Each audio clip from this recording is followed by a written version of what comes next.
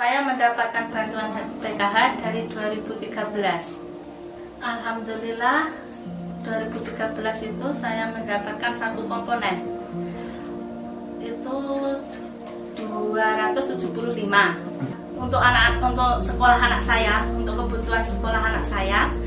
Tiap hari Jumat pagi itu ada P2 K2.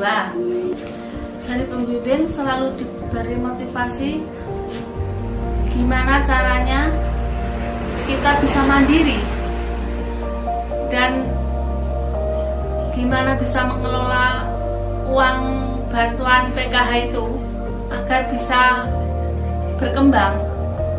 Tidak hanya itu saja, tidak. Alhamdulillah saya dan suami ya mendapat ide jualan cilok itu. 2015 alhamdulillah saya mendapat 2 komponen karena saya ada anak kedua. Dan dari situ kita kembangkan, kan mendapatkan 2 komponen. Kita kembangkan lagi usahanya menjadi bakso dan mie ayam. Di bulan Juli 2021 saya mantap mengundurkan diri dari PKH. Saya sudah merasa cukup dan lebih baik dari sebelumnya.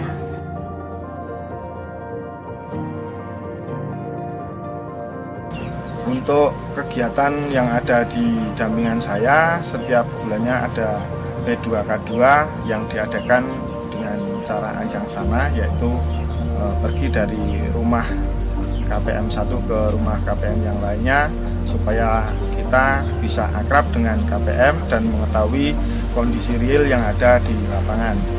Kemudian kegiatan P2K2 biasanya kami memotivasi untuk pengelolaan keuangan keluarga, di mana di masyarakat itu sangat minim pengetahuan tentang pengelolaan keuangan keluarga. Kemudian setelah kita memberikan materi itu, kita memotivasi mereka supaya bisa mandiri, supaya bisa berusaha menghasilkan pendapatan tambahan untuk keluarganya masing-masing.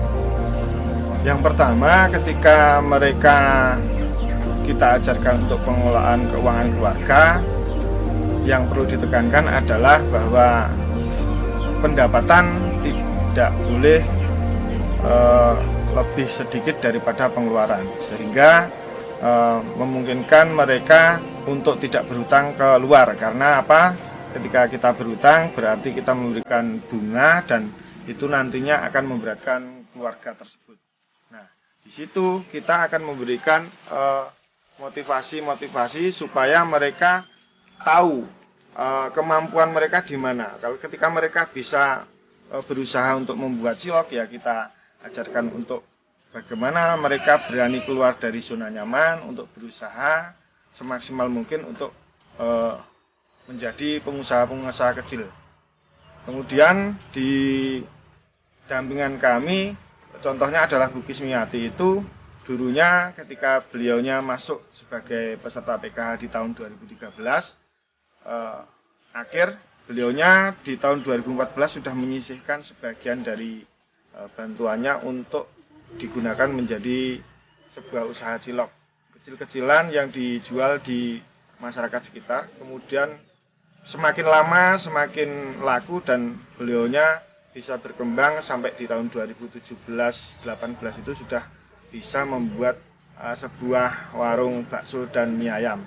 Sampai sekarang sudah punya 2 rombong dan 1 kios di dekat klinik dan 1 kios di rumahnya sendiri. Yang paling berat ketika kita mendampingi adalah merubah pola pikir masyarakat yang tergantung dengan bantuan tersebut, di mana mereka yang seharusnya mendapatkan bantuan itu tetap bekerja seperti biasanya, tapi mereka malah mengurangi etos kerja. Ibaratnya ketika mendapatkan bantuan bukan malah membuat mereka tambah giat, tapi malah membuat mereka menjadi kurang bekerja keras. di situ karena ada faktor bahwasanya mereka tergantung pada bantuan tersebut. Nah, di sini kami membutuhkan upaya-upaya supaya mereka bisa berani keluar dari zona nyaman tersebut.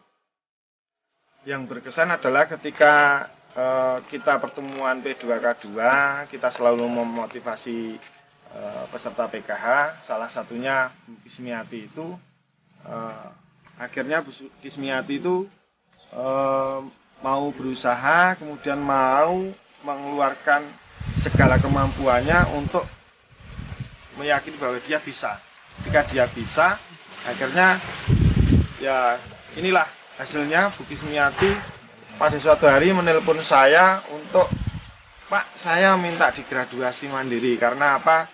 Karena saya merasa sudah mampu, saya berharap bahwa bantuan bisa diterimakan kepada yang lebih membutuhkan. Nah, telepon dari Bu Kismiati itu segera saya tindak lanjuti, saya berkunjung ke rumahnya dan menanyakan lagi apakah beliaunya itu sudah benar-benar yakin atau masih ragu, tapi ternyata beliaunya dan suami sudah yakin dan beliaunya membuat surat pernyataan bermaterai dan akhirnya beliaunya graduasi mandiri.